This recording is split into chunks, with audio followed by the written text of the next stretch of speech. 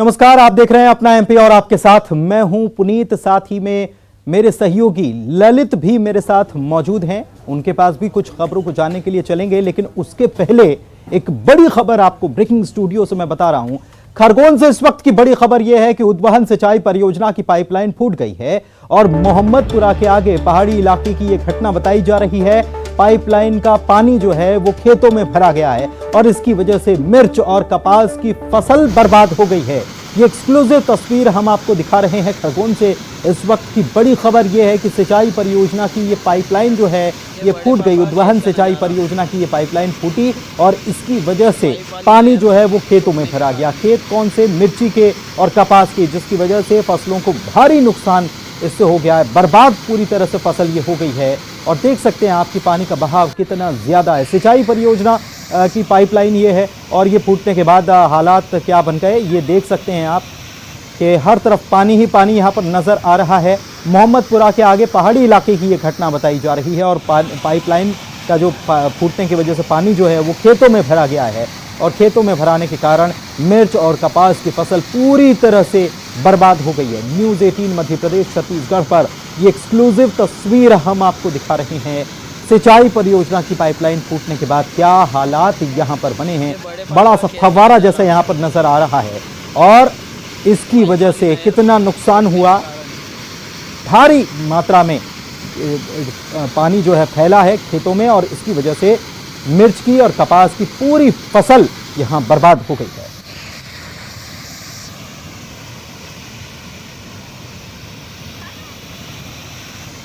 आशुतोष पुरोहित हमारे संवाददाता खरगोन से हमारे साथ जुड़े हुए फोन लाइन पर, उनसे जानते हैं। आशुतोष, कितना नुकसान हो गया इसके पाइपलाइन के फूटने की वजह से और क्या इस पानी को अभी रोक दिया गया है? पुनित मैं बताना चाहूंगा, ये मोहम्मदपुरा के पास है खरगोन उद्वहन सिंचाई परियोजना की नहर है और नहर की जो है मुख्य पाइपलाइन टूटी है। इस संबंध में एनवीडी के जो अधिकारी एसडीओ रावत, उनसे हमारी बातचीत हुई तो उनका कहना है कि अभी मेंटेनेंस का काम चल रहा था, लेकिन जिस प्रकार से खरगोन जिले में सूखे के हालात है और बार बार किसानों की जो मांग हो रही थी, उस वजह से हम लोगों ने पानी छोड़ दिया था। फिलहाल जो है पानी रोक दिया गया, लेकिन जो पाइपलाइन लंबी चौड़ी पाइपलाइन है, पीपरी तालाब में पानी छोड़ा जा रहा था तो पानी अभी भी है। फिलहाल पानी अभी बह रहा है और जो बताया जा रहा है कि करीब सैकड़ों गैलन पानी बह गया है। पुनित, बड़ी लापरवाही सामने आई है और इस लापरवाही से जो आसपास के खेत हैं वो पूरी तरीके से जलमग्न हो गए। पुनित, कितनी बड़ी फसल इससे प्रभावित हुई है? कितने एकड़ की फसल प्रभावित हुई है इससे?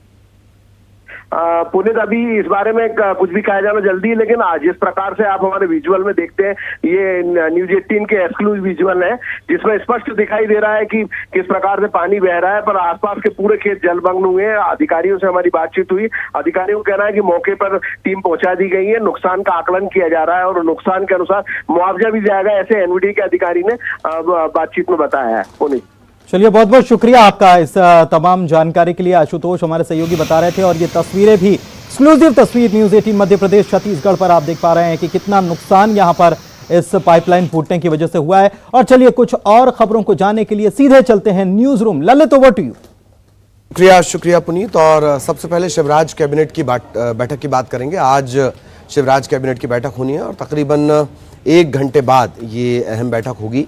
कई महत्वपूर्ण फैसले इसमें लिए जा सकते हैं। डेंगू चिकनगुनिया का लगातार जो एक तरह से प्रकोप है वो भी बढ़ रहा है, इसे लेकर भी अनौपचारिक चर्चा हो सकता है कि इस बैठक के दौरान हो। बाकी 4 राजमार्गों पर एक बार फिर टोल टैक्स लगाने के प्रस्ताव को मंजूरी मिल सकती है। नए सिरे से ये पूरा प्रोसेस होगा, टोल टैक्स लेने के लिए एजेंसी तय करना। कैबिनेट की बैठक में अनुसूचित जाति जनजाति पिछड़ा वर्ग निःशक्त जनों के बैकलॉग पदों की पूर्ति के लिए विशेष भर्ती अभियान, ये भी 1 जुलाई 2021 से 30 जून 2022 तक बढ़ाने का फैसला इसको लेकर लिया जा सकता है।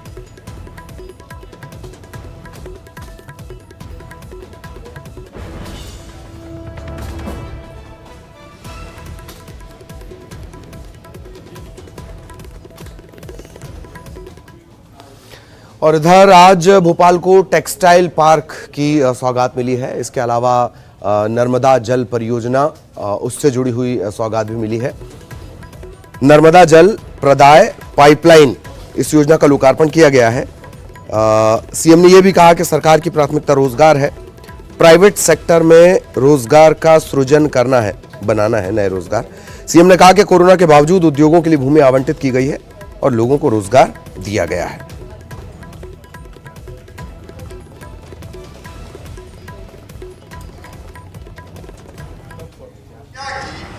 देश की और मध्य प्रदेश की, मैं मध्य प्रदेश के बारे में कहता हूं, हमारी सबसे बड़ी प्राथमिकता है रोजगार। बिना रोजगार के काम नहीं चलता। भूखे भजन ना होए गोपाला, रोटी चाहिए, रोजगार चाहिए। सरकारी नौकरियों में इतने अवसर नहीं मिलते, हालांकि हमने तय किया है अगले कुछ महीनों में 1 लाख नौकरियों में हम वृद्धि करेंगे, अलग अलग उसका अभियान हम शुरू कर रहे हैं। प्राइवेट सेक्टर में हमको रोजगार के अवसर सृजित करने पड़ेंगे और रेडीमेड गारमेंट्स या टेक्सटाइल इंडस्ट्री ऐसी है कि जिसमें रोजगार के अधिकतम अवसर सृजित होते हैं। मुझे मुख्यमंत्री बने 16 महीने हुए, चौथी बार बने। 16 महीने में से 8 महीना तो बंद था सब कुछ, 4 महीने कोरोना की पहली लहर में और 4 महीना कोरोना की दूसरी लहर में। लेकिन बावजूद कोरोना के कहर के मुझे बताते हुए प्रसन्नता है कि कोरोना काल में ही हमने लगभग 384 औद्योगिक इकाइयों को 840 एकड़ भूमि आवंटित की है और 22,000 लोगों को रोजगार से लगाने का काम किया है। और सामान्य वर्ग आयोग बनाने का ऐलान किया गया था। इसे लेकर भी लगातार सियासत जारी है, बयान दर बयान आ रहे हैं। ये सिर्फ ऐलान हुआ है, कांग्रेस ने इस पर भी ऐतराज जताया है। पीसी शर्मा है, उन्होंने ये कहा कि सरकार सामान्य वर्ग के गठन का ऐलान हो गया, लेकिन चुनावी बातों पर अमल कभी नहीं होता है, यानी चुनावी बयान है, ये कहना है कांग्रेस का।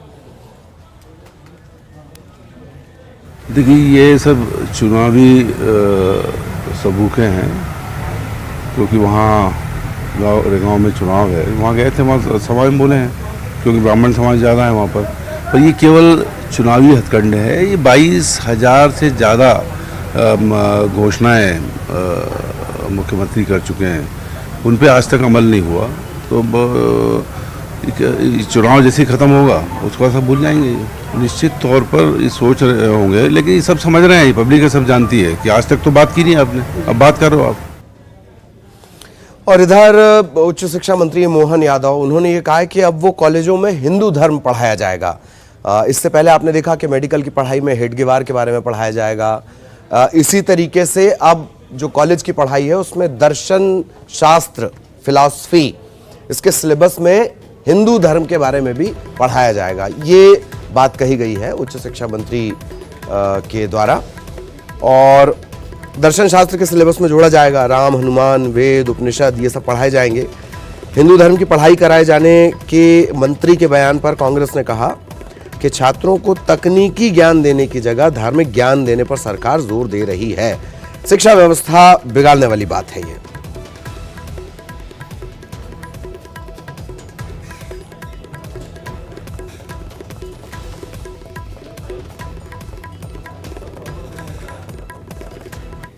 हमारे अपने बीए, साइंस, ऐसे कई विषयों को लेकर के नई शिक्षा नीति के परिप्रेक्ष्य में, चाहे वो हमारे धर्म ग्रंथ से भी जुड़े हों, रामायण हो, महाभारत हो, और इन सब के माध्यम से अपने विद्यार्थियों को नई शिक्षा नीति के माध्यम से हमारी अपनी गौरवशाली अतीत को पढ़ने का, समझने का मौका भी मिलेगा और प्राचीन साइंस, ज्ञान, विज्ञान को भी विद्यार्थी समझ पाएंगे।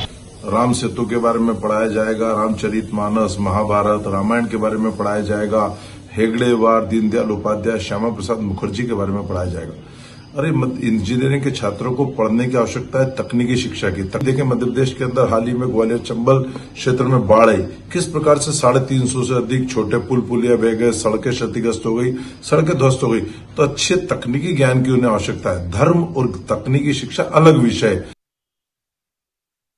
मध्य प्रदेश के कॉलेजों में अब हिंदू धर्म की पढ़ाई करवाई जाएगी। रामचरितमानस हनुमान जी की जीवनी अब छात्र छात्राएं पढ़ सकेंगे। आखिर इस तरह के पाठ्यक्रम की जरूरत क्यों आन पड़ी और क्यों इस तरह का जो जीवनी है वो अब पाठ्यक्रम में शामिल किया जा रहा है। इस वक्त हमारे साथ उच्च शिक्षा मंत्री है मोहन यादव, उन्हीं से जानेंगे कि सर हिंदू धर्म की पढ़ाई अब करेंगे। आपने कहा कि अब तक जो बुरी शक्तियां थी, धर्म को जो नष्ट करने नुकसान जो पहुंचाया गया, वो इन सब सिलेबस से नुकसान नहीं पहुंचाया जाएगा, तो ये पाठ्यक्रम क्यों शामिल किया जा रहा है? देखिए, दोनों बातें अलग अलग है। हमारे अपने धर्म ग्रंथों के अंदर भी जो ऐसे पात्र, जिन पात्रों के बलबूते पर समाज में जागृति भी आती है, विश्वास भी बनता है और नैतिक शिक्षा से लेकर के कई सारे हम आदर्श उत्पन्न कर सकते हैं, तो पाठ्यक्रम के अंदर जिन जिन विद्वानों ने जो रिकमेंड किया है, उच्च शिक्षा विभाग उसको लागू करता है।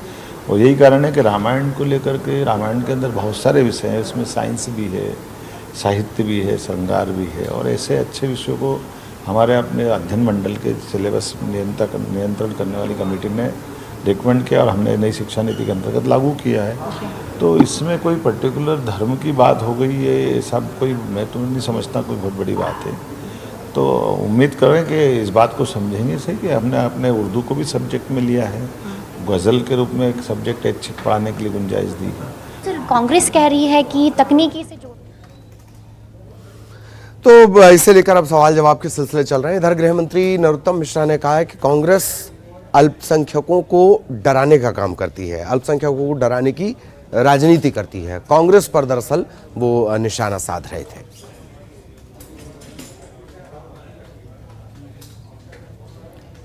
गृह मंत्री नरोत्तम मिश्रा, उन्होंने ये तमाम बातें कही हैं। हम उन स्वाभाविक रूप से हम कुछ भी करेंगे उसमें से कमी तो कांग्रेस ही ढूंढेगी। हम उनसे कोई अच्छी की उम्मीद भी नहीं करते हैं। उन्होंने अपने कार्यकाल में किसी को दे दिया हो मुआवजा, हमारे सागर के दलित भाई को जिंदा जला दिया गया, क्या उन्होंने दिया था? उनके समय की जो हमारी जनजाति की मौत हुई थी तो क्या उनने दिया था? अब हमारा मुख्यमंत्री तो जन दर्शन ही करेगा, जनता के दर्शन करेगा। वो जैकलीन के दर्शन करते थे। अब ये दो बातें अंतर की हैं भाई, देखो समझो। वो दर्शन देने आते हैं कमलनाथ जी, जैसे बड़वानी में दर्शन देने आए, 10 मिनट मंच पर गए, दर्शन दिए और चले गए। हमारे मुख्यमंत्री जी जनता के बीच जाते हैं और उनके दर्शन करते हैं। वो प्रारंभ से एक ही बात कहते थे कि ये मध्य प्रदेश मेरा मंदिर और इसमें रहने वाली जनता मेरी भगवान और इसका पुजारी शिवराज सिंह चौहान। ये आज नहीं कहा उनने, पहले दिन से वो जब से मुख्यमंत्री बने इस बात को कहते थे और आज भी वो जनता को भगवान मानते हैं तो दर्शन करने जाते हैं। ये सोचें। इधर मध्य प्रदेश भाजपा संगठन में बड़ा फेरबदल किया गया है। 6 संगठन के जो मंत्री हैं उन्हें अध्यक्ष बनाया गया। ये दरअसल कसावट के लिए पूरा किया जा रहा है। न्यूज़ 18 ने वीडी शर्मा से बातचीत भी की है। बीजेपी ने संगठन व्यवस्था में बड़ा बदलाव किया है।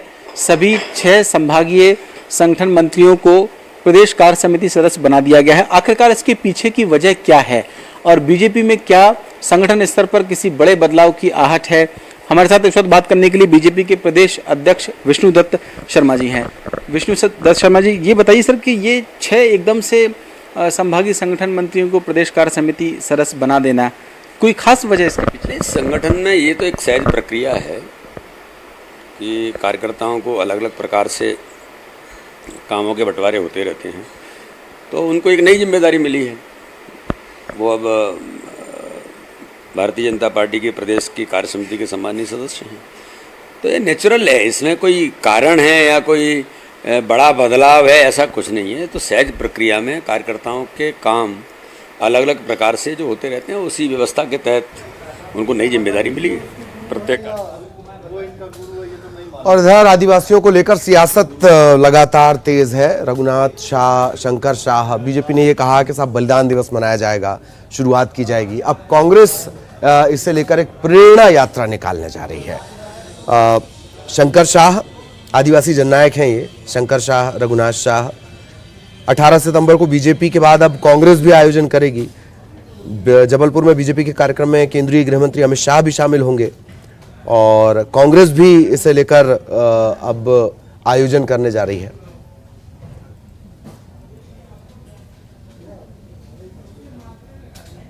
भारतीय जनता पार्टी वाले किस नींद में रहते हैं। आप इतिहास उठा के देख लीजिए, बरसों से हर वर्ष और इसी तारीख को रघुनाथ शाह, शंकर शाह जी का बलिदान दिवस बड़े जोर शोर से, ऊर्जा और उमंग के साथ, आदिवासी भाइयों के साथ भारतीय जनता आदिवासी जननायक अमर शहीद शंकर शाह रघुनाथ शाह की शहादत पर सियासी आयोजन होने जा रहे हैं।